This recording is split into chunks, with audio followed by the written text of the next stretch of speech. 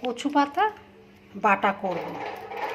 কচু পাতাটা নিয়ে ধুয়ে ভালো করে সেদ্ধ করে জল ঝরিয়ে নিয়েছি, মিক্সারে নিয়ে নিলাম। টমেটো নিয়েছি, কটা রসুন নিয়েছি, আর 3টে কাঁচা লঙ্কা নিয়েছি, এর মধ্যে দিয়ে দেব। আর এর মধ্যে চিংড়ি দিয়ে দেবো, দিয়ে বাটবো।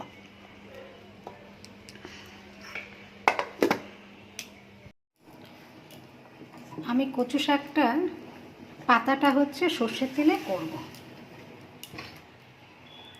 তেল গরম হয়ে গেছে, কালো জিরে ফোড়ন দিয়েছি,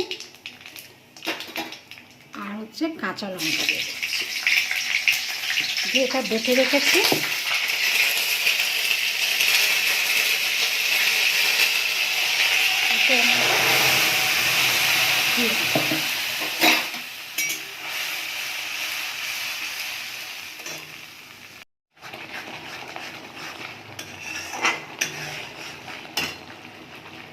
এর মধ্যে হলুদ দিয়ে দিচ্ছি,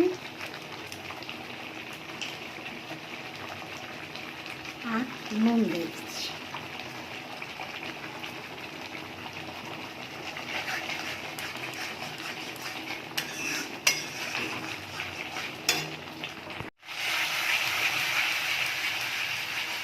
হয়ে এসেছে, একটু চিনি দিয়ে দেব,